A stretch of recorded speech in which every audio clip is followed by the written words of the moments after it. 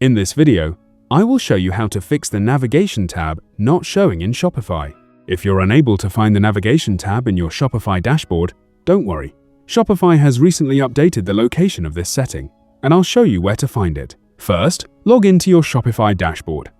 From the left-hand menu, click Content. Once you're inside the Content section, look for the Menus option and click on it. This is where Shopify has moved the navigation settings in the latest update. Here, you'll see all of your existing menus. You can click on any menu to edit it, add new menu items, remove existing ones, or change their order and placement. If you'd like to create a new menu, simply click Create Menu, enter a name, and start adding menu items based on your store's needs.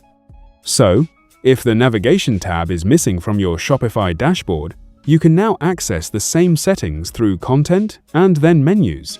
That's it! You've successfully found and accessed the navigation settings in Shopify.